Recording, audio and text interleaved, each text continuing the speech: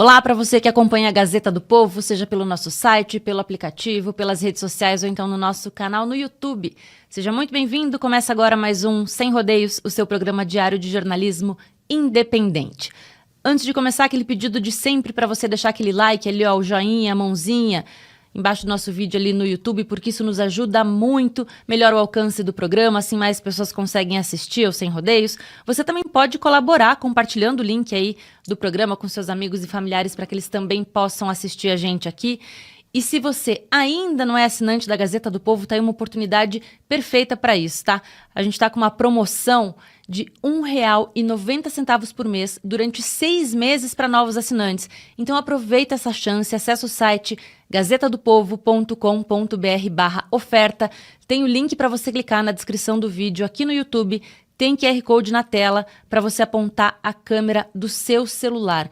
R$1,90 por mês, gente, durante 6 meses. É uma oferta maravilhosa, né? Não vamos perder essa chance aí de se tornar, então, assinante da Gazeta do Povo e acompanhar conteúdos exclusivos.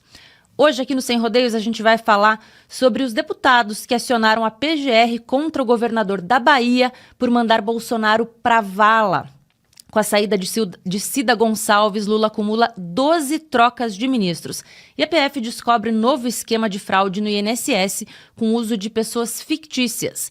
Tudo isso e muito mais ao vivo até às 3 da tarde. A gente bate esse papo e ouve a opinião dos comentaristas da Gazeta do Povo. Vamos começar então porque o vice-líder da oposição na Câmara, o deputado Sanderson, do PL do Rio Grande do Sul, e o deputado Ottoni de Paula, do MDB do Rio de Janeiro, protocolaram representações junto à Procuradoria-Geral da República, pedindo que o governador da Bahia, Jerônimo Rodrigues, do PT, seja investigado por incitação ao crime. Isso tudo porque na última sexta-feira, em um evento, o governador disse, abre aspas, tivemos um presidente que sorria diante da agonia de quem sofria com a falta de ar durante a pandemia. Ele deve ser responsabilizado e os que votaram nele também. Era para colocar todos no mesmo pacote. Coloca numa enxedeira, sabe o que é isso? Uma retroescavadeira e joga tudo na vala. Fecha aspas. Vamos ouvir então a opinião do Jorge Serrão. Seja muito bem-vindo, Serrão. Hoje você não está aqui comigo, né? Mas está aqui com a gente no Sem Rodeio. Seja muito bem-vindo então, Serrão.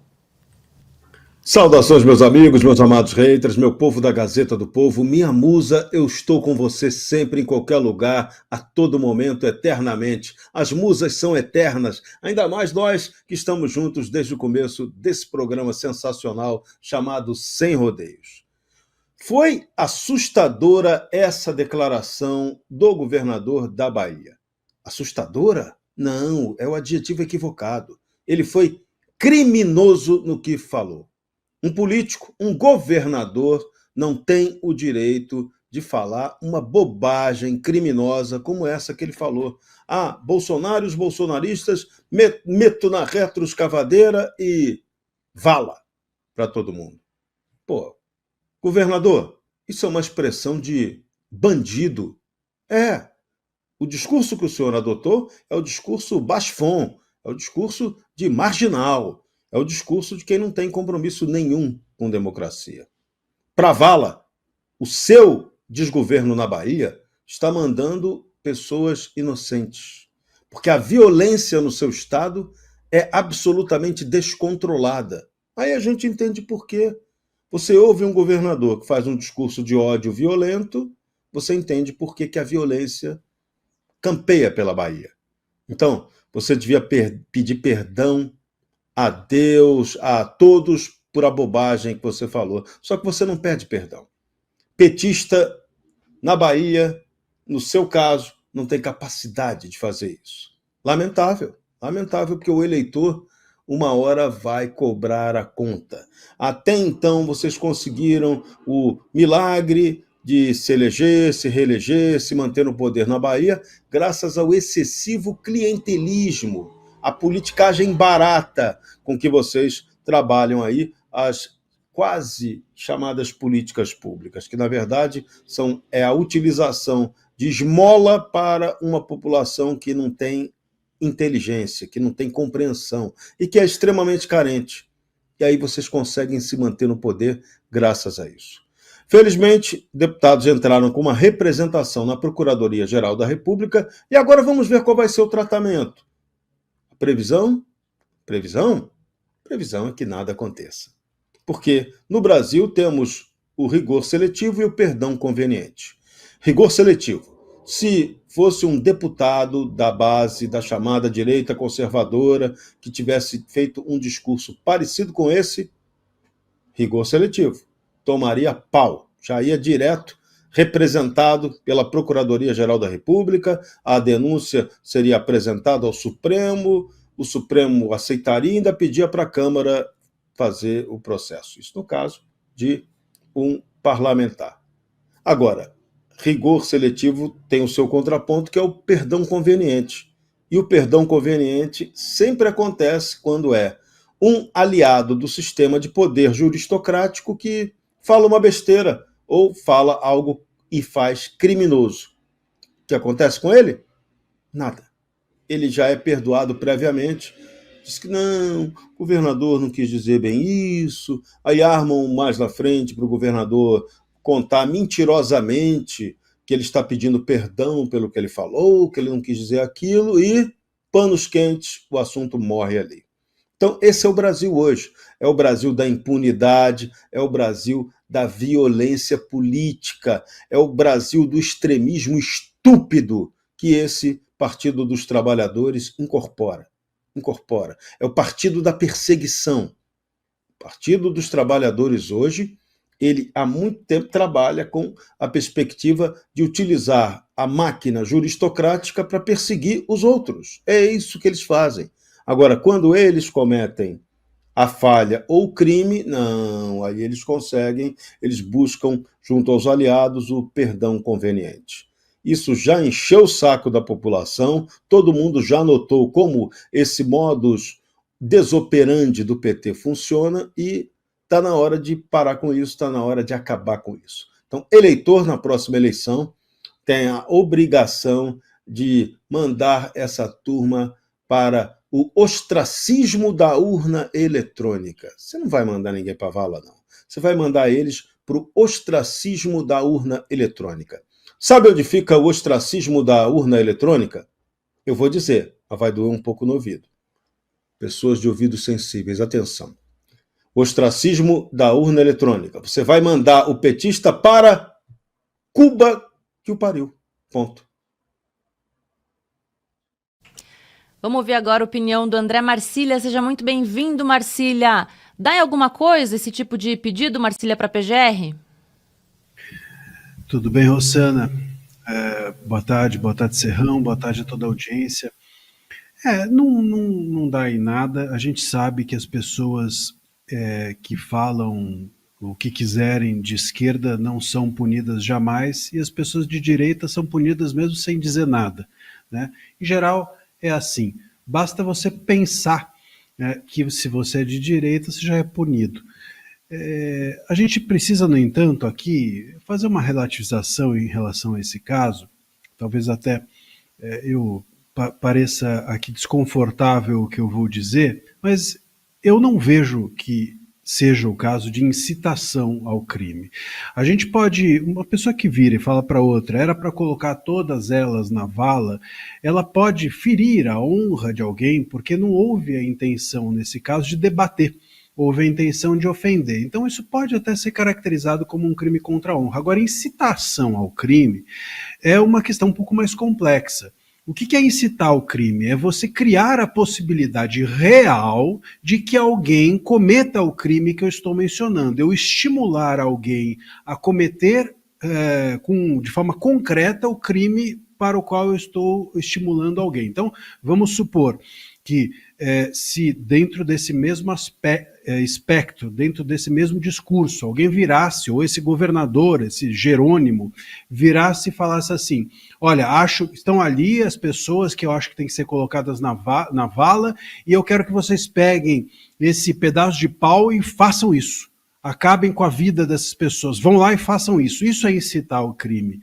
Então você precisa ter uma ação concreta e um estímulo real para que aquele crime sobre o qual você está falando ocorra, né? Há uma possibilidade real de que aquele crime ocorra e a sua fala tem de ser decisiva para que o crime aconteça. Então o crime não aconteceu. Nós não temos aqui um estímulo concreto de, peguem o pedaço de pau e batam naquelas pessoas específicas que estão aqui sendo vistas por mim. Eu não vejo como incitação ao crime. Repito, é possível que alguém que se sinta ofendido por isso entre com uma ação e peça reparação moral, indenização e etc. Ou até, enfim, em razão do nosso Código Penal prever crimes contra a honra, peça até prisão.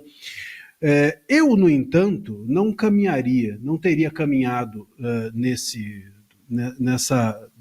por essas trilhas. E por quê? Porque isso sempre acaba estourando no colo da própria direita, que estimula, digamos assim, ou que vai atrás dessa suposta punição. E por que eu digo suposta punição? Porque não vai acontecer.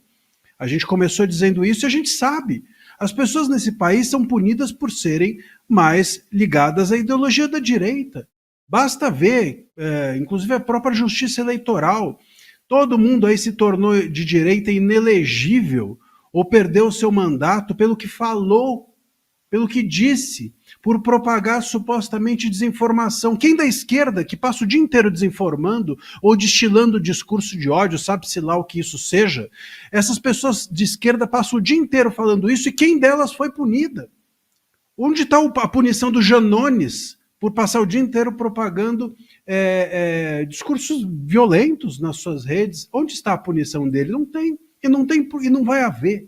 Então, quando a direita ela pede a punição da esquerda por uso da palavra, sabe o que acontece na prática? Na prática acontece que a esquerda não é punida e que quando a esquerda vai pedir a punição da direita e aí a direita é punida, já a gente tem uma jurisprudência formada. Olha lá, mas a direita também pediu, então nós aqui de esquerda podemos pedir. É isso que acontece. Então esse pedido não vai dar em nada, muito provavelmente, e a consequência disso vai ser, na próxima ocasião em que alguém de direita falar qualquer coisa, alguém de esquerda vai dizer, vamos pedir a punição, afinal de contas, a direita também pediu. Com a diferença que a direita não, sempre é punida e a esquerda não. Então, acho estrategicamente complicado e do ponto de vista conceitual, repito, no máximo aqui a gente pode falar em crime contra a honra. Não vejo isso como incitação ao crime e acho perigoso que a direita diga que isso é incitação ao crime, porque a direita vem sendo criminalizada justamente por coisas assim, por dizerem que ela incita ao crime, inclusive de golpe de Estado, quando se manifesta, quando opina, quando diz aquilo que pensa. Então, a direita precisa tomar muito cuidado, porque ela não consegue punir ninguém com os tribunais que a gente tem por aí, mas acaba sempre recebendo a consequência das punições que ela própria pede. Ela abre um precedente para que a esquerda possa amanhã fazer isso com ela. Repito, com a diferença que a esquerda consegue as punições em relação à direita e a direita nunca consegue as punições em relação à esquerda, porque os nossos tribunais são, de alguma forma, hoje tomados por uma visão ideológica de esquerda, em especial o nosso Supremo Tribunal Federal. Vamos ver agora a Karina Michelin. Seja bem-vinda, Karina. Não tínhamos conversado ainda, né, desde que eu voltei de férias. Karina, vamos saber então o que você está pensando sobre essa questão, porque a visão que eu tenho, Karina, que parece uma picuinha de escola, né? Duas crianças se provocando de um lado para o outro e a professora tem que resolver a questão. Não parece que o STF está com esse papel aí de tentar amenizar, acalmar os ânimos?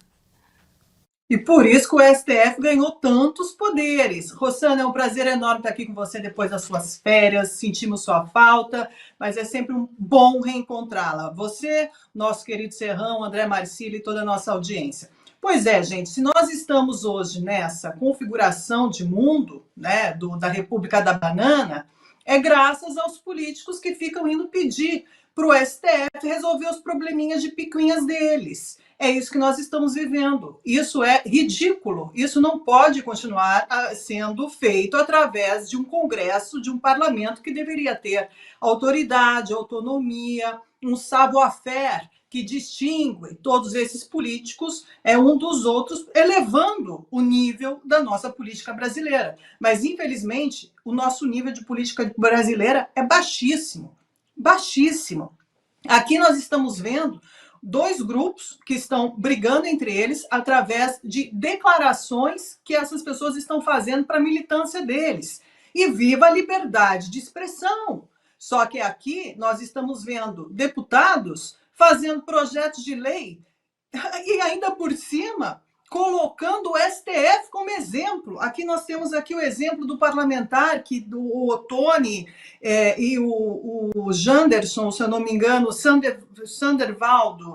Sanderson, do PL, e o deputado Ottoni de Paula, que fazem acionam a PGR, falando que o político lá petista exagerou na liberdade de expressão e ainda cita os próprios Supremo Tribunal Federal, dizendo que a liberdade de expressão não abrange o discurso de ódio nem o incentivo à violência. Enfim, eles fazem todo um sentido aqui que é completamente, gente, nós não podemos falar sobre isso, falar sobre liberdade de expressão e você ir lá condenar a fala, por mais absurda, por mais estapafúrdia que seja, por mais surreal que isso pareça, porque aqui eles estão revelando de fato quem eles são. Eles são assim. Aqui não tem nenhuma novidade. O modus operandi da esquerda é assim em qualquer lugar do mundo. Eles agem dessa forma, falam dessa maneira com a militância, desde sempre, não é de agora. Então, hoje nós temos a liberdade de expressão que está ameaçada, sempre para a direita, para o lado da direita, quem é conservador, a gente já sabe muito bem sobre isso, que, como o doutor André Marcília muito bem pontuou, que uma parte da história aí não tem o devido processo legal, não tem o mesmo tratamento da jurisprudência quanto tem a outra parte. Isso está claro, isso ninguém toca, isso a gente sabe, estamos cansados de saber. Agora, chegar a falar que isso ultrapassa os limites da liberdade de expressão é um absurdo. Não pode ser dito isso. Isso é um erro crasso que não pode ser cometido por políticos de direita. Aqui a liberdade de expressão tem que ser mantida e defendida até o último suspiro. E não importa o que a pessoa do outro lado de lá está dizendo. E aqui nós temos outro ponto que vocês podem observar, que quando o Jerônimo vai lá falar para sua militância na Bahia, ele continua proclamando as fake news, né? Ele continua na narrativa falaciosa que, contada 1 milhão de vezes, se torna realidade, que é aquela narrativa de sempre, da pandemia, que Bolsonaro não comprou vacina, que o Bolsonaro deixou 700 mil pessoas morrerem, que o Bolsonaro foi lá, imitou as pessoas morrendo no hospital, tirando do contexto tudo o que foi dito, tudo o que foi feito e omitindo até mesmo as verdades, porque nós sabemos que o Brasil foi um dos primeiros países do mundo a ter vacina dentro do país para quem quisesse. Isso é fato escrito e notório. Até mesmo o Brasil saiu na frente dos países europeus em relação à vacinação contra a Covid no Brasil. Isso ninguém pode negar. Isso está escrito. Isso você pode ser que não esteja escrito aí no seu meio de comunicação do mainstream, que é pago perfumadamente para mentir, mas se você for buscar informações nos outros países e colocar o ranking de países que começaram a vacinar antes, o Brasil esteve muito adiante em relação à vacinação do que qualquer outro país, até mesmo em toda a Europa. Em toda a Europa. Agora, eles continuam falando mentiras e continuam. Isso é jogo político, é o jogo sujo. É assim que funciona a política brasileira, é assim que funciona atrás das mentiras, é assim que todo mundo age para se manipular a opinião pública, para dizer as suas meias-verdades ou verdades travestidas de mentiras, ou mentira travestidas de verdade. Enfim, eles fazem uma loucura, uma salada de fruta. Só que, assim, não podemos perder tempo com esse tipo de probleminha. Deixa a pessoa falar o que ela quiser ali. Agora, trazer isso para o centro do debate e fazer disso um problema sério, dizendo, olha, aqui nós vamos fazer uma ação, mover a PGU, mover o que for, porque aqui ultrapassaram o limite da liberdade de expressão, vocês estão corroborando com a narrativa e com a tese do Supremo Tribunal Federal, do qual não defende vocês e nunca defenderá, por questões óbvias, identitárias e partidárias, que já está muito claro de que lado eles estão. Então, é bom as pessoas, principalmente os parlamentares, não agirem com o fígado, não agirem dessa forma irracional. Mas, nesse momento, tem que ter muita lucidez, racionalidade e saber que aquilo que você deseja para o outro vai voltar muito maior e com muito mais potência para o seu lado, porque o seu telhado é de vidro e você não está protegido. Pedimos somente sabedoria, Rossana, a esses congressistas, porque, olha, tá difícil, viu?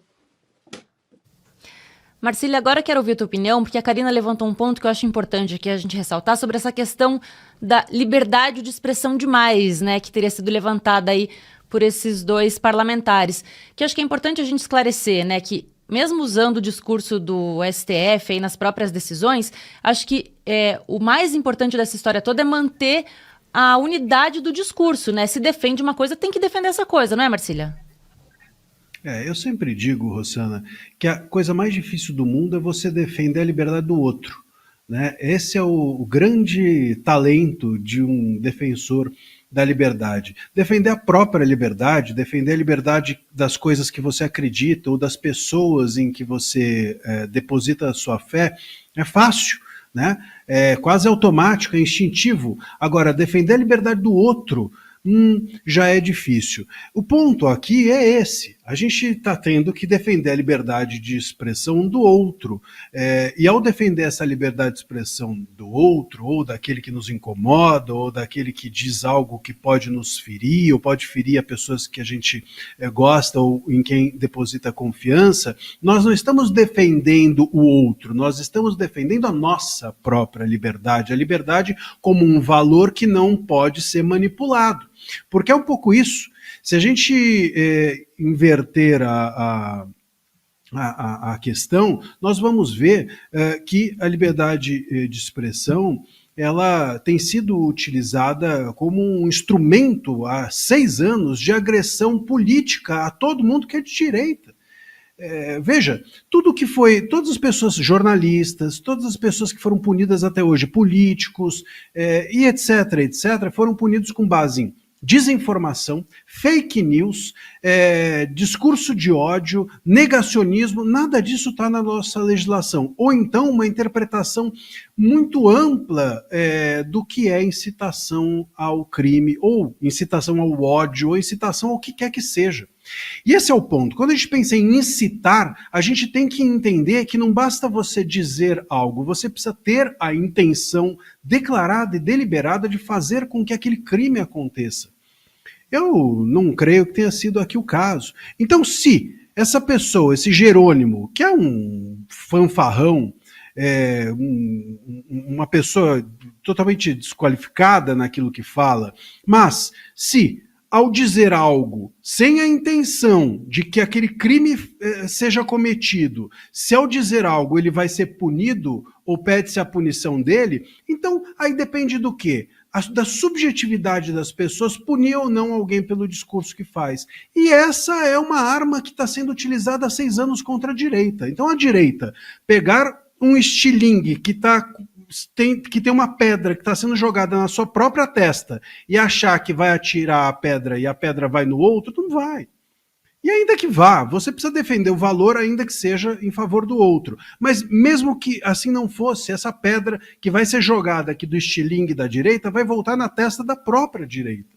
Isso é óbvio, porque os tribunais estão dispostos a se valer da utilização, do uso da palavra para tirar ou colocar pessoas no tabuleiro político. Isso tem acontecido. Olhem para a Justiça Eleitoral, olhem para o STF, vejam o Nicolas sendo punido pelo que falou do Lula, vejam o Van Hatten sendo punido pelo que falou do delegado federal, da Polícia Federal, vejam diversos outros, o próprio Nicolas agora que foi punido com a multa porque colocou uma peruca. Então, mas aqui no caso do Nicolas ou do Van Hatten teve uma intenção. É justamente agora o que a direita está alegando. Teve uma intenção quando o Jerônimo falou o que disse. Então, se a gente ficar no território da intenção, se a direita ficar, a direita vai perder. A direita vai municiar a arma do adversário. vai entregar uma jurisprudência para que o adversário atinja ela própria. Ninguém, a não ser a direita, vai ser punida nesse país pelas autoridades em razão do uso da palavra. Ninguém. Então, parece que não faz sentido a própria direita colocar balas no revólver de quem pode punir a liberdade de expressão no país. Serrão, agora eu quero registrar aqui o comentário do José Antônio Rodrigues, só para a gente encerrar essa discussão, porque ele também disse uma coisa bem relevante aqui. Ele falou, ó, uma coisa é uma pessoa comum falar uma coisa dessas. Outra coisa é um governador que é a maior autoridade do Estado. Claro, né, que a gente está, de certa forma, criticando até a postura dos parlamentares da direita, mas a verdade é que um governador falar algo desse tipo sobre um ex-presidente é vergonhoso, né, Serrão? Claro, e a discussão é política e é moral. Se você faz uma incitação à violência, como esse governador fez, a solução para o meu inimigo político é mandar ele para a vala. Não, isso não é uma solução política. Isso é uma pregação criminosa. Agora, é um crime que vai ser punido como? Por injúria, calúnia, difamação, o papo furado aí que ele exagerou na liberdade de expressão. Não, nada disso. O político que incita o crime, ele tem que ser punido com única arma que o eleitor tem. Mandar para ele o ostracismo político, é isso. Esse político tem que ser jogado na vala da história, que é diferente de você jogar o cara na vala para morrer igual um bandido, ou uma pessoa inocente que é jogada ali para morrer como um indigente. Não. Esse político cometeu um crime, incitou a violência. Esse cara tem que ser varrido da política. E o eleitor pode fazer isso. Então, uma coisa é a punição política. É essa que cabe ao político e ao eleitor fazerem. Qualquer outra violência não é aceitável. Então, quando você vê esse discurso insistente do PT de ódio, o que ele é? Ele é um discurso, vamos usar a palavra certa, vamos lá, Paulo Briguet, você que me inspira, vamos usar o conceito certo. O que esses caras estão fazendo é uma prática nazi-comuno-fascista. É isso. Esses caras da esquerda sinistra, canhota, tupiniquim, não prestam. Do ponto de vista humano, são lixos. E lixo, o que você faz com lixo? Recicla. É isso. Então, vamos substituir esse lixo aqui, ó. Na próxima eleição, esse lixo não vai brilhar na política, não vai ganhar dinheiro como eles gostam. Não, vai para casa. Jerônimo vai deixar de ser o jagunço no discurso no governo da Bahia. Vai para casa. Então, essa é a solução política. Agora, você ficar acessando a juristocracia, igual eles fazem, para resolver a sua pendenga política, isso é estúpido. Você está substituindo a política, que é a atividade correta que você tem que praticar, para dar margem para o outro poder, que já está todo poderoso, decidir por você. Isso é burrice. Quem faz isso merece nota -13. Agora, Marcília, vamos falar de um outro assunto, sobre o julgamento da cabeleireira, né, Débora Rodrigues dos Santos, aquela que pichou Perdeu Mané na estátua à Justiça, lá no 8 de janeiro, porque essa questão da prisão da Débora também é muito sensível, né? Ela ficou muito tempo presa, mais de 2 anos, até conseguiu, acho que, uma liberdade provisória, né? Me corrija se eu estiver errada, Marcília, por favor. Mas que a pena dela ainda é muito alta. E tem algum indicativo de que talvez isso possa mudar, Marcília, ou que, de fato, ela possa voltar para a prisão? Ela conseguiu uma prisão domiciliar, né? Ela não deram a ela a liberdade. Ela continua presa, mas em casa. Agora, presa em casa, sem poder falar com ninguém, sem poder usar rede social, sem poder dar entrevista, sem poder, como eu disse a respeito do Felipe Martins, serve para ela também, sem poder existir. Escrevi outro dia um artigo dizendo que o Felipe Martins está condenado a não poder existir. E a mesma coisa serve para a Débora. Então essas cautelares são uma espécie de prisão sem grades, arrancam os ferros das grades mas se mantém todo o rito da prisão. E a ela não foi dada liberdade provisória, que aliás é um nome que a gente usa, eu não gosto desse nome, liberdade provisória, porque a liberdade nunca é provisória, né? Se você concede provisoriamente a liberdade, liberdade não é. No Brasil a gente se conforma com as coisas pela metade. A liberdade não pode nunca ser provisória, toda e qualquer liberdade precisa ser sempre definitiva. E por isso que em relação não só de ir e vir, mas a liberdade de reunião, a liberdade de expressão, a gente tem que batalhar, mesmo que às vezes nos doa aquilo que a gente defende. É para doer mesmo. Conseguir liberdade, às vezes, é algo dolorido. No caso da Débora, é absurdo o que tem acontecido com ela, porque não foi concedido a ela liberdade em razão do ministro Moraes acreditar que ela tem é um perigo para a sociedade. Imagina só qual é o perigo da Débora à sociedade, qual é o perigo dessa senhora que agora está presa também, a Adalgisa, sem tratamento, e uma senhora de 65 anos. Qual era o perigo oferecido por Clezão, que morreu na cadeia?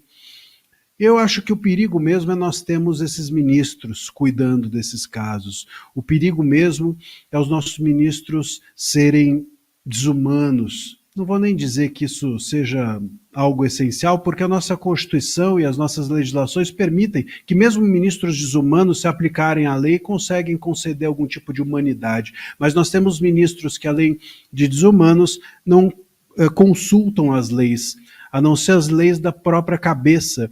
E as leis que passam pela cabeça desses ministros não são boas leis, são leis subjetivas, censórias, autoritárias, e que têm feito com que pessoas como a Débora sigam presas, sem que devessem estar presas, e fazem também com que pessoas como a Adalgisa fiquem na cadeia, enquanto o Brazão está em prisão domiciliar, enquanto o Collor está numa prisão, numa cela de ouro de 700 metros quadrados dentro da sua própria casa. Por enquanto, Rossana, e respondendo objetivamente a sua questão, não há um risco para que a Débora volte para a cadeia, a menos que o ministro Moraes revogue a prisão domiciliar concedida a ela. O que não é difícil porque, enfim, tudo pode acontecer na cabeça dos nossos juízes, sobretudo este juiz.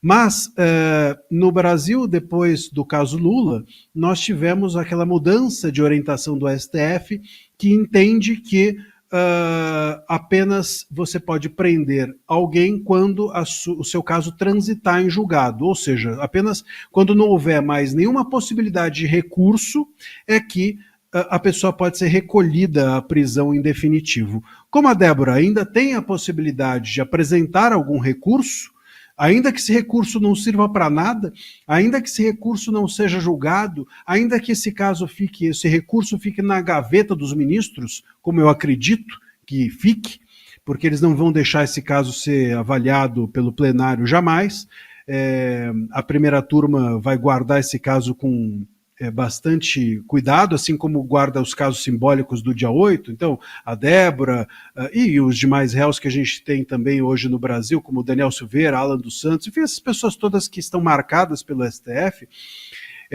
a primeira turma não vai deixar que haja um recurso da Débora. Mas enquanto o recurso é possível, ela não tem uma previsão definitiva. O caso não transita em julgado e, portanto, ela não pode ser recolhida à cadeia. A única chance é a revogação da prisão domiciliar. Mas reforço, não interessa ficar presa na sua casa se a sua casa é pior ou se as cautelares são piores do que se você estivesse dentro de uma cela.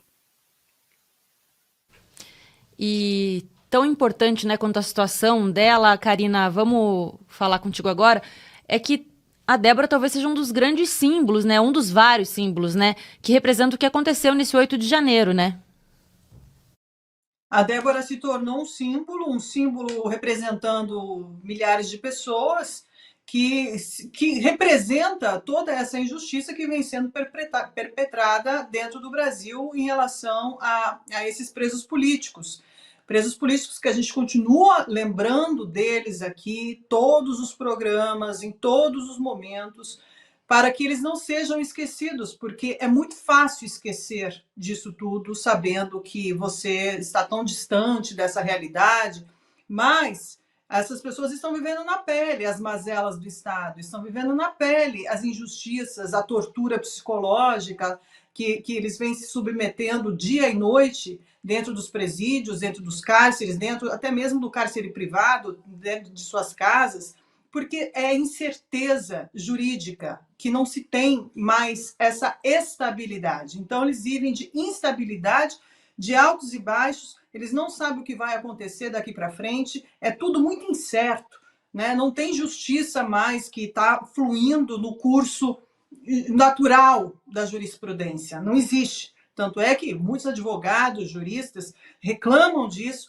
e pontuam isso muito bem, dizendo aqui, nós não sabemos mais, que é o que o doutor André Marcílio acabou de dizer, nós não sabemos o que vai acontecer.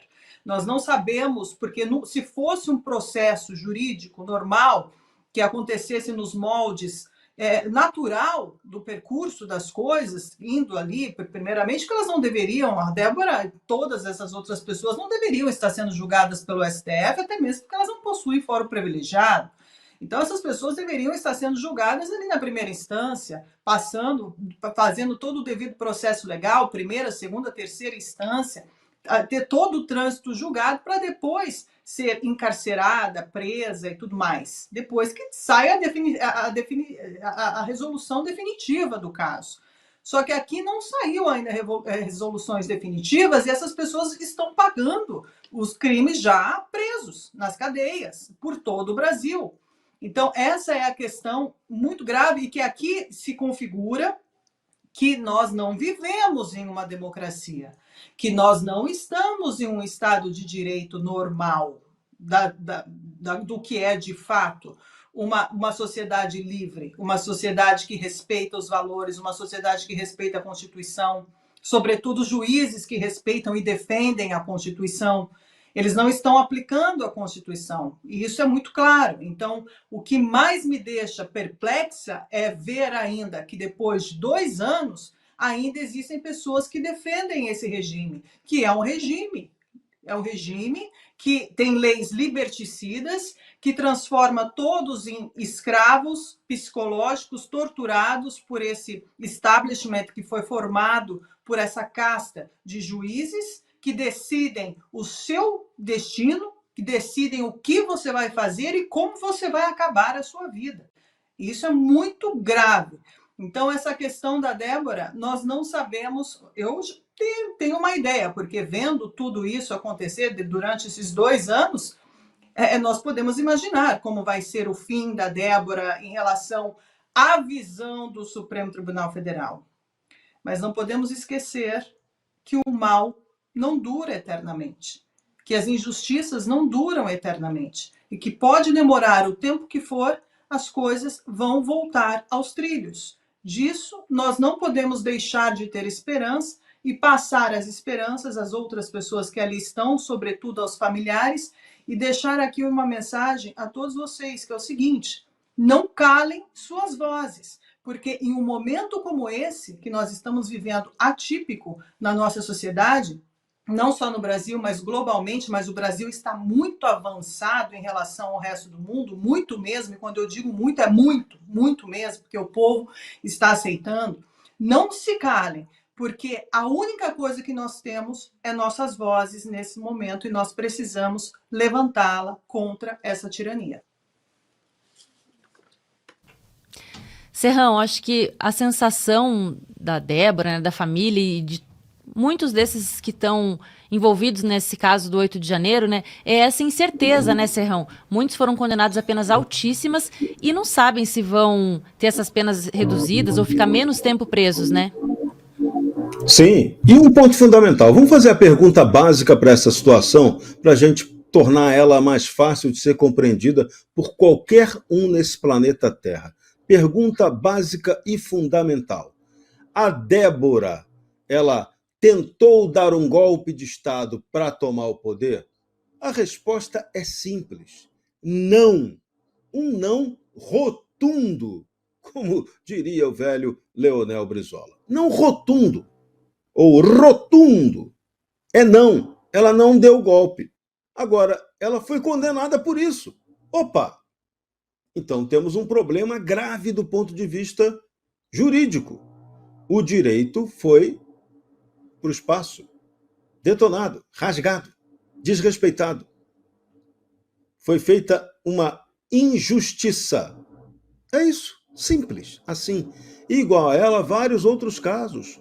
Foram milhares de condenados. Você pega a lista lá, tem 2.000, tem um número exato, vamos dar um número aqui, 2.305 que foram presos em função desse 8 de janeiro. Quase todos condenados. Grande parte pelas penas altíssimas dos imbecilóides artigos 359L e M adicionados ao Código Penal pela famigerada Lei do Estado Democrático de Direito, que de democrático não tem nada. Essa porcaria substituiu a Lei de Segurança Nacional, instituindo no Brasil um entulho autoritário assustador. E eu vou repetir todo dia. Essa porcaria foi sancionada no governo do presidente Bolsonaro porque ele não teve assessoria jurídica para dizer, presidente, vete esse entulho autoritário. Faltou isso. Quem elaborou essa regra foi a esquerda sinistra, malandra. E a intenção dela, quando bolou esse regramento, era exatamente, lá na frente nós vamos pegar os bolsonaristas. Nós vamos dizer que, de algum motivo, de algum jeito, eles tentaram dar um golpe de Estado e bastou tentar, eu arrebento com os caras. Foi isso, isso era previsível. Em 2001, em setembro de 2001, quando essa porcaria foi promulgada, eu adverti sobre isso na TV Jovem Pan.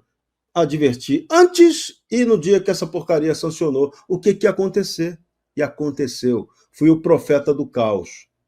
Odeio ser o profeta do caos, mas fui o profeta do caos. Que era muito previsível. Só o idiota que não enxergou isso. Que era um regramento para inventar uma punição para a chamada direita brasileira. Por que essa lógica? Porque eles já vinham desenhando o que ia ser feito. Como é que a esquerda xingava Bolsonaro e toda a direita? São os fascistas, são os golpistas. O papo era esse.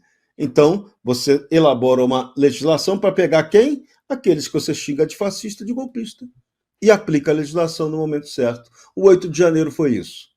Deram mole, foram para uma manifestação numa Praça dos Três Poderes que o presidente da República, comandante-em-chefe das Forças Armadas, não mandou cercar pelo Exército, cercou com grade, mas não cercou pelo Exército, e aí houve ali uma invasão dos prédios dos poderes. Quem fez a invasão? Foram os bolsonaristas que fizeram? Jura que foram eles? Tem certeza absoluta disso? Ninguém tem. E teve gente condenada como a Débora. A Débora, lá na condenação dela, é como se ela tivesse invadido algum dos prédios. Não, ela não invadiu. Ela só desafiou o poder poderoso supremo, escrevendo a frase que nem era dela na Estátua da Justiça, que no Brasil deveria ter outro nome, porque aqui não tem justiça, né? Tem judiciário, tem outras coisas, mas não tem justiça. Justiça, o que aconteceu no 8 de janeiro, o pós-8 de janeiro, o dia da perfídia no dia 9, nada disso é justiça. As condenações, como estão acontecendo, a baciada, a balde, nada disso é justiça. Então o Brasil conseguiu o fenômeno. A tirania tupiniquim, ela conseguiu banalizar a liberdade e esculhambar com a libertação. Ela prende qualquer um pelo motivo que ela deseja fazer e solta quem ela acha conveniente, mesmo tendo cometido crime. Então, o princípio constitucional da liberdade, o princípio constitucional da presunção da inocência, ele é corretíssimo, mas ele vale para algumas situações que deveriam estar claramente expressas em lei. Você só vai preso depois do crime transitado em julgado. É correto em tese.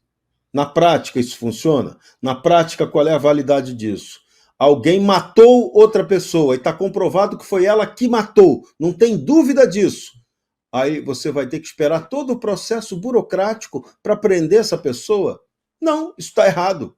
Errado. Isso é estúpido, é desumano. Tá?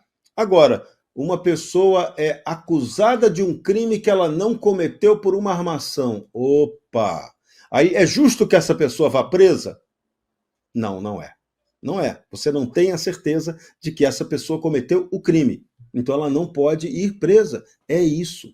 E aqui no Brasil, o nosso modelo gestapiano, o modelo estatal de perseguição, o modelo político de perseguição, ele faz isso. Primeiro, ele imputa a você um crime que você não cometeu e detona você implacavelmente. Ah, mas daí depende.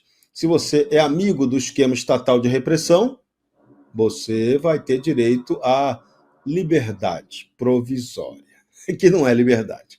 E se você é inimigo desse sistema, pau, vai direto para o chilindró. É isso que acontece no Brasil. Então, isso é justiça? Não, gente. Isso não é justiça. A gente tem que deixar claro que isso não é justiça. E a justiça é um valor pelo qual a gente tem que lutar tão seriamente quanto pela liberdade. Eles são fundamentais para a vida em sociedade que se espera democrática. A democracia, ela pressupõe a segurança do direito através do exercício da razão pública. Se você não tem esses pressupostos, você não tem democracia. No Brasil não temos democracia, no Brasil não temos justiça, e no Brasil a liberdade já foi cerceada, roubada, corrompida há muito tempo. Então nós temos que lutar por esses valores, temos que ser claros nesses valores, nos conceitos, não podemos vacilar. Você não pode defender o conceito equivocado que vai se voltar contra você, como a gente vê toda hora a chamada direita conservadora fazer, e muita gente da imbecil direita conservadora apoiou a tal lei do Estado Democrático de Direito. E agora está reclamando que está sendo preso por causa dela, condenado por causa dela? Pois é. Então quem reclama já perdeu. Você tem que aprender no Brasil a raciocinar corretamente, com o cérebro, e não raciocinar com o intestino, como tem muita gente aí fazendo isso. Então, o problema que nós temos que resolver hoje é se nós temos imbecis na direita ou direita fazendo imbecilidade. A gente precisa parar com isso. Porque a esquerda, a gente tem certeza absoluta que a maioria esmagadora é imbecil e grande parte dela também é criminosa. Não tem compromisso com os valores humanos essenciais para estar na política, para fazer política. Ou a gente age politicamente e varre esse pessoal, aí é varrer mesmo. Varrer, sai fora, tira esse pessoal do caminho, é lixo, lixo tem que ser reciclado, eu repito, ou então esse país não vai melhorar. Mas a melhora vai depender do quê? Da consciência de cada um. A sua consciência está limpa para você jogar a pedra como você joga no teu adversário político? Ou no inimigo político que você inventa? Nunca está. Então, é hora da serenidade, é hora de você agir. A liberdade, ela tem um limite. O limite da liberdade é a legalidade com legitimidade. Se você não tem legalidade, nem legitimidade na lei que está ali pregada por você para agir, você não tem liberdade acontecendo, não tem liberdade sendo efetivamente praticada. Então pensem sempre nisso. Liberdade, justiça e democracia são conceitos muito importantes para serem tratados como nós brasileiros estamos tratando há muito tempo, talvez ao longo de toda a nossa história. Você já é assinante da Gazeta do Povo? Porque quem assina ajuda a manter o Sem Rodeios e toda a programação do YouTube, além do jornalismo da Gazeta a todo vapor. E acompanha também a cobertura completa do conclave.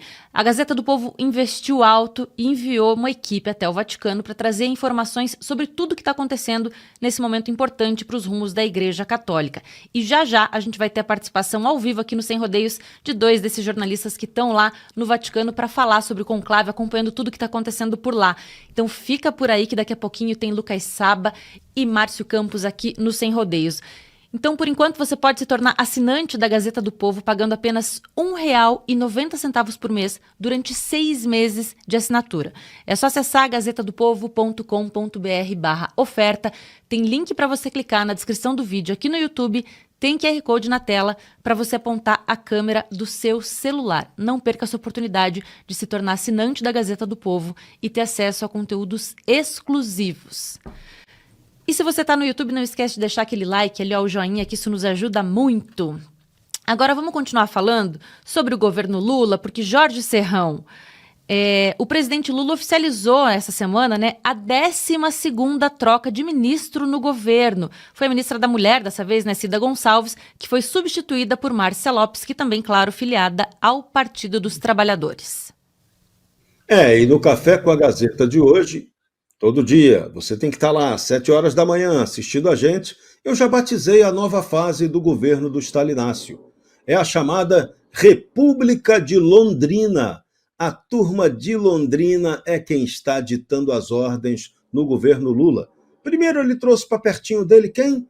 Gleisi Hoffmann, que estava comandando o Partido dos Trabalhadores e veio ser ministra de Relações Institucionais, mas para não fazer relação institucional nenhuma, que ela é péssima nisso. Ela está ali para ficar do ladinho de Lula e fazer política, preparar o terreno para o PT cumprir a meta de eleger no próximo pleito de 100 a 150 deputados. Agora ele trouxe a irmã de Gilberto Carvalho. A nova ministra da Mulher, ela é alguém comprometidíssima com o modelo do PT, muito próxima ao Lula, e junto daquela turma que é da tal República de Londrina. Toda essa turma aprendeu a fazer política lá em Londrina.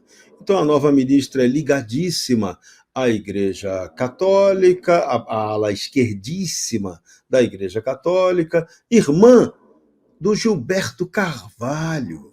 Isso! Essa turma toda está mandando muito. O Lula dá tanto prestígio para o Gilberto Carvalho que ele foi até um dos que esteve na recente carreta funerária ao Vaticano para o enterro do Papa. Dureza, estava lá. Essa República de Londrina, ela também tem o Paulo Bernardo, ex-marido da Gleisi, que está aí, ó, nos bastidores mandando. Tem o André Vargas, que está lá nos bastidores mandando. Tem José Dirceu de Oliveira e Silva, que joga junto com essa turma da República de Londrina. É isso. É ele quem é o grande mestre dessa galerinha. E tem um outro petista oculto que também está operando e ninguém sabe como. Vocês sabem por onde anda o Tarso Genro, por exemplo? Pois é. Essa turma do PT está mandando. É essa galera que mantém Lula ali sob cuidados, né? E tem a Janja. A Janja não é de Londrina, mas é como se fosse da turma da República de Londrina. Então, essa nova galerinha, que é velhíssima dentro do PT, volta a comandar os destinos do país. E todos sabem o que eles fizeram, né? Pegue ali o histórico da Operação Lava Jato e você vai ver a atuação de toda essa turma. Mas estão todos aí, porque a Lava Jato deixou todo mundo descondenado, inocente, né? Até prova em contrário, né? Ou os crimes prescreveram porque não foram apurados a tempo, ou porque o judiciário, a bela estrutura de advocacia milionária trabalhou direitinho e, como previu Márcio Tomás Bastos, na hora que as coisas chegassem lá ao andar de cima do Supremo, tudo seria resolvido. Foi isso que aconteceu. Então, é essa turma que está mandando hoje no país, o Partido dos Trabalhadores. Embora Lula sofra o maior desgaste de imagem nunca antes visto na história desse país e nem na história desse operário, entre aspas, né, que já não é operário há séculos, né? Se é que tenha trabalhado de verdade mesmo como operário e não tenha sido apenas um mito inventado como o trabalhador que depois virou sindicalista e que se tornou o grande líder que disputou várias eleições presidenciais, perdendo várias e ganhando algumas outras. Essa é a mais triste fase para Lula e o PT. Nunca teve tão desgastado quanto agora, provavelmente não consegue se reeleger e o sistema de poder no Brasil já está preparando direitinho o esquema. O plano deles é botar alguém que eles considerem de centro-direita na próxima eleição. O jogo é esse. Esquerda petista vai ter que se contentar em eleger deputados federais para manter o fundo partidário bacana, cheio de grana. Esse que é o esquema. Para isso, Lula botou no seu governo a República de Londrina, que vai trabalhar nesse sentido. Se Lula conseguirá ser reeleito, muito pouco provável que isso aconteça, e a tal direita vai ter que trabalhar muito, porque se não trabalhar direito, se a direita não ficar direita, ela vai dar margem a eleição para a centro-direita ou alguém do centro que seja muito mais identificado com a esquerdice do que efetivamente com os valores conservadores políticos que o Brasil gostaria de ver no poder novamente. Karina, você acha que esse troca-troca nos ministérios, né? Quer dizer, esse ano já foram 4, né? Demonstra algum tipo de fraqueza do governo ou até uma certa crise? Obviamente, a gente sabe que a troca mais recente, né, na Previdência Social, né, no INSS, se deveu a um escândalo que até a gente pode comentar aqui, se sobrar tempo no programa, que a gente tem falado essa semana. Mas você acha que esse troca-troca demonstra algum tipo de fraqueza do presidente ou do próprio governo do PT? Olha, o time dele é muito ruim. É ruim demais. É ruim demais porque eles são muito radicais.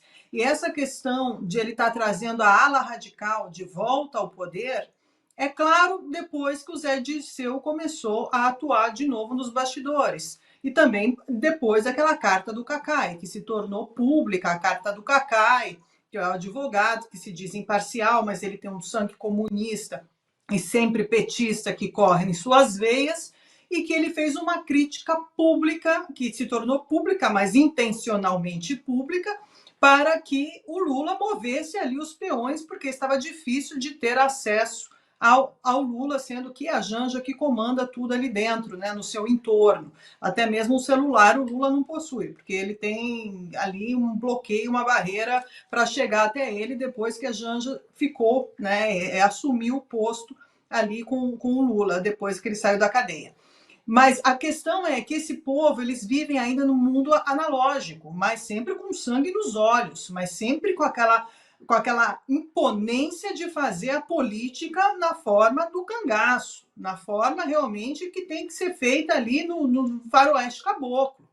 É esse o modus operandi desse povo. Por isso que a gente fala, como é que a gente vai ter uma política saudável dentro do país, sendo que não é permitido uma oposição legítima?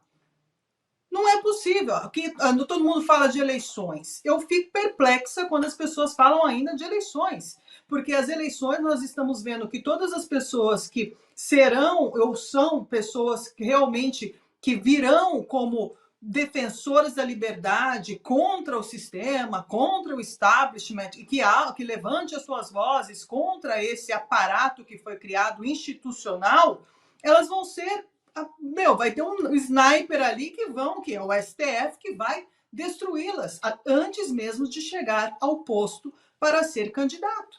É isso que nós estamos assistindo. Então, na nossa visão lúcida desse cenário que foi criado no Brasil e com todas essas pessoas que fazem parte do governo Lula, do regime Lula, são pessoas que são militantes, são pessoas que estão ali para um plano de poder e não para transformar o Brasil em um país melhor, trazendo infraestrutura para o Brasil. A gente vê esse caso do INSS acontecendo, nas fraudes.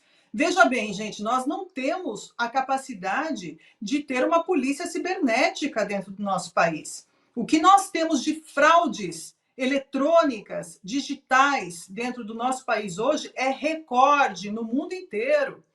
Nunca, em nenhum país no mundo, com mais de 200 milhões de pessoas, é tão assaltado e roubado a cada segundo. A cada segundo.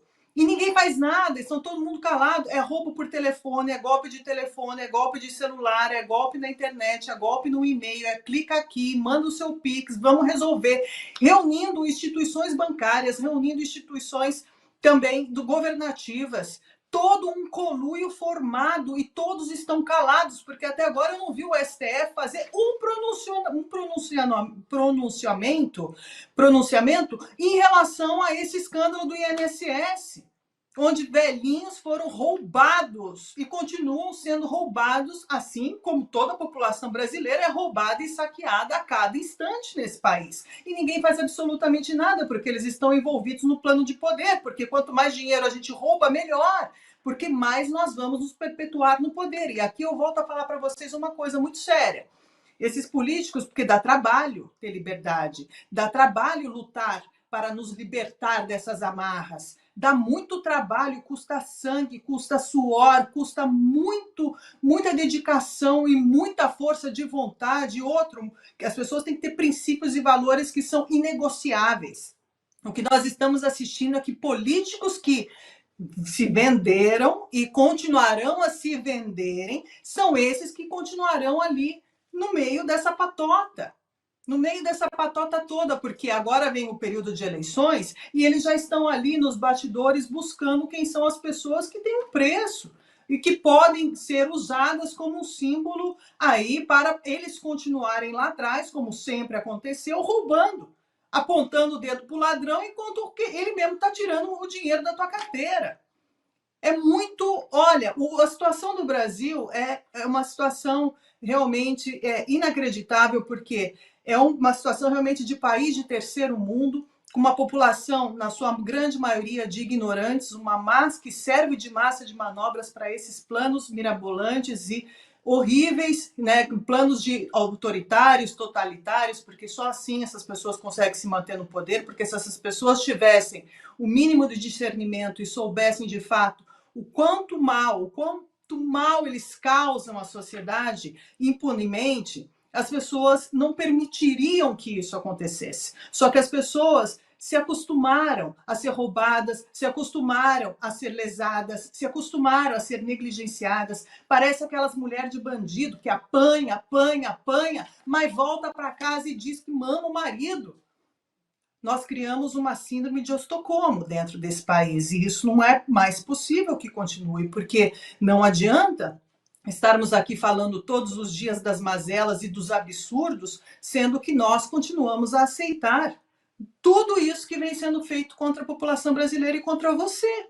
É contra você. E quem vai pagar por isso são as próximas gerações, porque esse rombo do INSS, é só a pontinha do iceberg. Lembra do caso que aconteceu lá nos Estados Unidos, que o Elon Musk, através do Dodge, começou a levantar todas as fraudes que existiam dentro da instituição nos Estados Unidos e a quantidade de dinheiro de bilhões que se descobriam a cada dia que eram roubados, desviados dentro da instituição, e todo mundo falou: oh, meu Deus, imagina quanto dinheiro. Pois é, minha gente, está acontecendo a mesma coisa no Brasil, está sendo revelado e está todo mundo quieto, todo mundo calado, uma minoria aí fazendo barulho, enquanto aqueles que têm culpa no cartório estão em silêncio para cobertarem mais um crime, mais um cadáver contra a população brasileira. E para apontar o dedo ainda para você, para dizer que o culpado foi você, que caiu no golpe e que não se atentou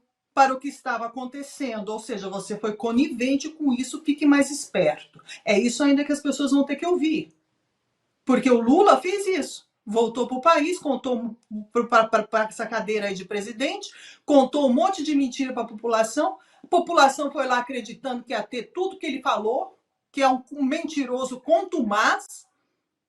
As pessoas acreditaram, deram mais uma vez um voto a essa pessoa e olha só onde nós estamos. E ainda elas não têm coragem de admitir que erraram. Ainda tem gente que defende, mas tudo bem, viva a liberdade e viva a diferença. Só que olha, um país desse jeito fica condenado ao fracasso. Então, chega uma hora que as pessoas têm que começar a despertarem realmente e cobrarem e exercerem a cidadania. Porque se nós não temos órgãos reguladores e controladores, que é o que nós estamos assistindo hoje, que não temos quem controla o TCU, não temos quem controla o STF, não temos quem controla, porque o parlamento está tudo quieto, foi dissolvido a conta-gotas, então cabe a quem controlar isso? A população e a imprensa livre. Só nós podemos controlar e cobrar isso daqui para frente. Não terceirize o seu direito e o seu dever, porque é só nós, nesse momento, que podemos tentar continuar fazendo alguma coisa para que alguma coisa mude nesse país. Bom, já já eu vou chamar o Lucas Saba e o Márcio Campos, que estão lá no Vaticano para cobrir o conclave. Mas antes, quero só aproveitar esse gancho da Karina aí sobre a mudança na Previdência Social depois desse escândalo no INSS para ouvir a opinião do André Marcília. Porque a gente falou ontem muito sobre isso, Marcília, e o Deltan trouxe aqui uma novidade, no caso, que a Gazeta do Povo destaca hoje, inclusive, que é esse novo esquema que foi descoberto aí pela Polícia Federal, que o INSS utiliza pessoas fictícias para receber benefícios assistenciais a idosos. Não o INSS, né? Claro, essa fraude utilizava pessoas fictícias para recebimento de benefício. Então, Marcília, o buraco, o rombo, né, pode ser muito maior do que a gente estava pensando, né, Marcília? Muito maior, Rossana. Quer dizer, de uma semana para outra, de um dia para o outro, um rombo de 6 bilhões virou um rombo de 90 bilhões. O que será que na semana que vem teremos de novidade nisso? Né? E o que será que acontecerá com essas pessoas todas envolvidas se nós deixarmos essas investigações nas mãos, vamos dizer assim, de quem estão? Vale lembrar que há algumas semanas, né, um delegado da Polícia Federal, não é qualquer delegado, é uma pessoa que está na direção da Polícia Federal, veio a campo dizer, veio a público, numa entrevista coletiva, salvo engano, dizer que o Frei Chico não tinha nada a ver com essa história, que ele não estava sendo investigado. Agora a gente vê o Frei Chico sendo uma pessoa relevante nessas investigações. Então, será que nós teremos algum tipo de politização dessas investigações? Será que nós teremos uma CPI ou uma CPMI mista, enfim, entre as casas, capaz de desvendar as questões ou os meandros, vamos dizer assim, políticos, não é, desse caso, as pessoas que estão envolvidas dentro do governo, porque não é possível que não haja ninguém de dentro do governo envolvido. Será que uma CPMI vai conseguir aprofundar o envolvimento dessas pessoas? Porque se o escândalo não tem fim, se o escândalo é profundo, imagina o envolvimento de todos nisso. E se o escândalo é profundo, e se há muita gente grande envolvida, será que nós teremos punições? Basta a gente olhar para a Lava Jato e ver o que aconteceu. O que os tribunais fizeram com a Lava Jato? O que o STF fez com a Lava Jato? Editou a história do país, jogou fora a Lava Jato, soterrou a Lava Jato, deixou ela pior, ela ficou mais soterrada do que material radioativo. Necessário, portanto, que a gente cobre e fique em cima, não apenas para a gente ver o fundo desse rombo, mas para que a gente entenda quais são as pessoas todas envolvidas e para que a gente cobre a punição, seja por que meio for, seja pelas investigações das polícias, seja pela investigação do próprio parlamento. Agora, é necessário também que a gente fique atento para que numa CPMI dessa o relator não seja alguém do próprio governo. É necessário que a gente fique atento para que as investigações policiais não sejam politizadas e é necessário, sobretudo, que a gente fique atento para que essa questão não acabe em pizza, na pizza que, em geral, o STF faz, ou pelo menos fez, da Lava Jato. Esse é o grande problema, porque se nós tivermos uma previdência social, um rombo desse tamanho, isso ficar por isso mesmo, Rossana, bom, aí esse país não tem a menor chance de sobreviver. Se roubar velhinho, passar impune, se roubar velhinho for, e roubar não só velhinho, roubar os cofres públicos, roubar a todos nós, porque não são apenas os velhinhos, estou aqui me considerando um não velhinho, mas enfim, se roubar os velhinhos é um crime hediondo, óbvio que nós todos aqui com a nossa força de trabalho, pagamos a esses velhinhos, pagamos a previdência desses velhinhos, todos nós pagamos com os nossos impostos. Então, se roubar velhinho se normalizar, se roubar todos nós, quando bancamos a previdência se normalizar, for politizado, se tornar uma coisa banal, se nós não pudermos confiar nas investigações policiais, se nós não pudermos investigar nas CPIs que são feitas dentro do Congresso, se não se chegar a nada, se o STF passar pano para isso e ficar investigando 8 de janeiro, ficar prendendo a Dalgisa, uma senhora de 65 anos, ficar bloqueando conta de jornalista, ficar bloqueando conta de podcaster, ficar exilando o monarca, dizendo que isso atrapalha a democracia, enquanto a gente está sendo assaltado nesse caso e diversos outros mais que a gente tem visto por aí, em relação à Previdência, bom, então não me resta nenhuma solução mais do que pedir asilo à Venezuela, porque talvez lá, pelo menos, a gente ainda tenha uma esperança, porque aqui a esperança terá acabado. Então, mais do que ficarmos atentos ao tamanho desse rombo, é necessário que a gente fique atento à reação que as pessoas vão ter em relação a esse rombo. Esse, para mim, é o maior ponto, porque, repito, se a gente passar pano para isso, se isso acabar em pizza, bom, então essa democracia que o nosso STF passa o dia enchendo a boca dizendo que defende, essa democracia ela já terá acabado, e terá acabado, obviamente, pelas mãos daqueles que dizem defendê-la. Bom, a gente não vai para Venezuela não, tá, Marcília? Vamos direto para o Vaticano, porque agora a gente vai conversar com Lucas Saba e Márcio Campos, que estão lá para essa cobertura especial da Gazeta do Povo. Meninos, sejam muito bem-vindos. Já tá tarde aí, né? Quais as novidades do dia de hoje aí pelo Vaticano? Boa tarde, Rosana. Boa tarde a todos os nossos comentaristas. Ali, todo mundo ligado aí no Sem Rodeios. Aqui já é quase noite. Já é quase 8 horas da noite. Tem um pôr do sol bonito aqui, ó, na Praça São Pedro, lá atrás a lendária Basílica. E acho que vocês conseguem ouvir, viu, Rosana, de fundo, alguns barulhos de algumas máquinas, etc. É a preparação, aquela parte final ali para o conclave que começa amanhã de manhã aqui no Vaticano com uma missa inaugural e depois eles já vão ali para a Capela Sistina, aquele momento em que os cardeais ficam isolados do mundo sem qualquer tipo de comunicação. Hoje nós tivemos aqui, né, Márcio, a última congregação final, a 12ª, que é aquele período em que os 133 votantes ali, cardeais votantes, podem se inscrever para falar, alguns 5, alguns 10 minutos, né? Eles até brincaram aqui, alguns 15 acabam falando, ninguém corta os cardeais, é claro, mas é o momento que eles têm para falar o que eles pensam sobre droga, sobre a questão das guerras pelo mundo, a questão das uniões homossexuais, enfim, para eles poderem fomentar ali os grupos e quem vai votar em quem, se vão votar nos progressistas, os conservadores. Márcio, um dia muito importante aqui no Vaticano, último dia antes do conclave, a gente conseguiu falar com alguns cardeais. Qual que é a sua sensação desse último dia pré-conclave? Então, Sana, Serrão, Karina, boa tarde para vocês, boa tarde para quem está nos assistindo.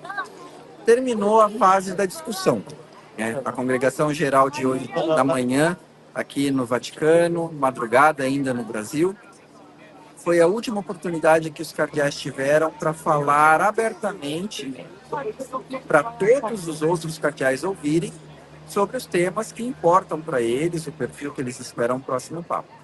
A partir de amanhã, é silêncio deles para o resto do mundo, né? A gente já não vai saber o que está se passando lá dentro da Capela Sistina ou na Casa Santa Marta, que é onde os cardeais eleitores ficarão alojados. Eles vão continuar conversando, mas já não nesse grupo gigante aí de mais de uma centena de cardeais. Vão ser grupos pequenos, uma conversinha no tete-a-tete ali, pensando em melhores candidatos, em quem votar, analisando a primeira votação, porque uma das informações que nós recebemos hoje, um cardeal de El Salvador, que nós encontramos aqui pertinho da Praça de São Pedro, ele conversou conosco, ele já não é eleitor, ele tem mais de 80 anos, só que ele participa também das congregações gerais. E ele nos adiantou que ficou meio acertado, que amanhã, quando começa o conclave, já haverá uma primeira votação que vai acontecer no final da tarde, talvez comecinho da noite aqui em Roma, meio da tarde aí no Brasil. Então é bem possível, quase certo, de que amanhã a gente já vai ter aí a chaminé da fumaça da Capela Sistina já vai começar a funcionar. A Praça Barroca aqui, a lendária chaminé da Capela Sistina, a gente conversou, né, Márcio? A gente foi trazendo ao longo da programação, né, também no Café com a Gazeta do Povo, vamos trazendo entre linhas e no Última Análise, algumas entrevistas exclusivas com os cardeais. Eles são bem diferentes, viu, Marcília? Dos ministros do STF, que se esticou o microfone, eles falam mesmo. Aqui eles são muito discretos. Mas mesmo assim, alguns conversaram com a gente. Um deles passou bem rapidamente ali, porque eles passam muito rápido na rua, mas é o cardeal Ambongo, da República Democrática do Congo, ele que aparece como um dos favoritos em várias listas que circulam aqui no Vaticano. Eu acho que essas listas são um pouco datafolha, não vai dar muito que estar nessa lista, mas enfim, e ele disse, né, Márcio, para a imprensa, de que tem uma expectativa. Bom, primeiro que eles ainda estão se conhecendo, porque dos 133 cardeais, 108 foram impostados, vamos colocar assim, pelo Papa Francisco. Então eles são relativamente novos e participam ali quase todos do seu primeiro conclave. Então está naquela fase de se conhecer. Mas todos dizem que deve ser um conclave curto, porque eles estão aqui, né, Márcio, desde do dia após a morte, ali logo na sequência da Páscoa, da morte do Francisco. Então muitos já estão querendo ir para casa, até porque tem suas obrigações com as suas igrejas em seus países, né? É verdade. O cardeal arcebispo de Dili, no Timor-Leste, ontem, ele comentou na brincadeira, né? Falou, é meu primeiro conclave, eu espero que demore um pouquinho, porque sabe-se lá quando é que vai haver outro, é uma oportunidade única. Ele foi nomeado cardeal também por Francisco, então ele brincou ali com os repórteres, espero que demore para poder aproveitar um pouquinho o momento. Mas é verdade, os cardeais já estão há muito tempo, especialmente aqueles que são arcebispos nas suas cidades, já estão há muito tempo longe do local onde eles trabalham e tem muitos assuntos a resolver de volta, e vai ter uma pilha de papel ali para eles cuidarem quando estiverem de volta. A respeito do cardeal Ambongo, eu queria fazer um convite ao nosso leitor. Ele é um dos 22 cardeais que tiveram um perfil bem detalhado publicado pela Gazeta do Povo, escrito por 2 vaticanistas que trabalham aqui em Roma já há muito tempo, Diane Montanha e Edward Pentin. A Gazeta do Povo, com exclusividade no Brasil, conseguiu a autorização deles para traduzir e publicar esses perfis. São 22, cardeal Ambongo é um deles. E um outro convite que eu quero fazer para o leitor é para acompanhar o Diário do Conclave. É uma cartinha, um relato pessoal que eu escrevo aqui no fim do dia em Roma. Vocês ainda recebem aí no começo da noite no Brasil, em que o objetivo não é dar notícia, não é apresentar informação, mas mostrar um pouquinho do clima de Roma, curiosidades, as minhas impressões pessoais. Eu que sou católico, estou vivendo um momento importante como jornalista, mas também, por ser católico, estou testemunhando a escolha do próximo chefe da igreja a qual eu pertenço. Então, pessoalmente também é um momento importante e eu divido essas impressões com o leitor no Diário do Conclave. E essa crônica de hoje, só um spoiler, viu, gente? Terá ali alguma coisa relacionada ao Bento XVI, como estão as lojas aqui no entorno do Vaticano sobre o Francisco, João Paulo II e o Bento XVI. E aproveito, assim, se eu e o Márcio, a gente der um jogo de corpo no outro, viu, Rosana? E for um pouquinho pro lado, a gente invade a transmissão de um colega. São mais de 5.000 jornalistas credenciados aqui no Vaticano, claro, de todo o mundo, e a Gazeta do Povo se faz presente nesse momento tão importante do século XXI, um momento em que o mundo está passando. Conseguimos entrevistas exclusivas importantes com alguns cardeais, parte deles favoritos ao papado, ao trono de Pedro. Então convido você a assinar a Gazeta do Povo. Nós estamos com uma super promoção, R$1,90 nos primeiros 6 meses. Então assine, apoie, tá aqui, ó, nosso super Victor Bunzel coloca na tela para você. Nós temos o QR Code, basta você apontar a câmera do seu celular ou então ir na descrição desse vídeo que vocês também encontram o link. Bom, Rosana, eu e o Márcio seguimos aqui, nós já montamos a nossa campana aqui, nós ainda temos, né, Márcio? Além do Sem Rodeios, já fizemos o café, algumas participações, temos o Entre Linhas com a Super Mariana Braga e fechando tudo, última análise, né, Márcio? Isso mesmo. Convite, continuem acompanhando a nossa cobertura. Amanhã é um dia um pouco mais tenso, né? A gente tem a missa e que vai marcar o início do conclave. Ela acontece de manhã aqui no Vaticano, madrugada no Brasil. À tarde é o que o conclave começa para valer, com o isolamento dos cardeais. A partir do momento em que o cerimoniário do Papa falar o extra homines, né, todo mundo que não pertence ao conclave para fora da Capela Sistina vai fechar a porta e aí acabou. Nós estamos completamente no escuro, na expectativa. Só mesmo quando sair a fumacinha branca a gente vai ter uma definição.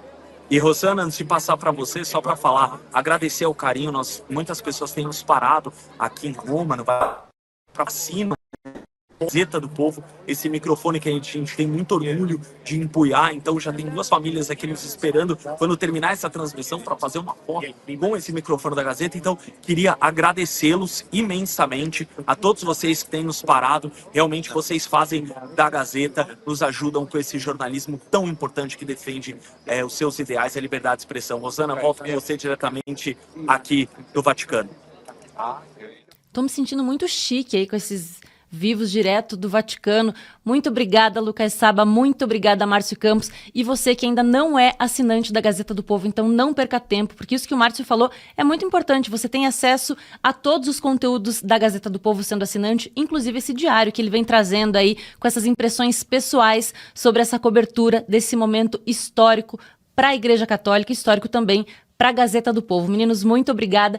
E vai ter mais, então, de cobertura aí do conclave, daqui a pouquinho no Entre Linhas, que tem coladinho aqui, ó, no Sem Rodeios. Então, fica por aqui, porque já tem mais sobre o Vaticano, tem mais sobre a política desse país com Entre Linhas. Mas agora vamos voltar, né, com o Serrão, porque a gente tá chique demais, né, Serrão, com esses merchans internacionais.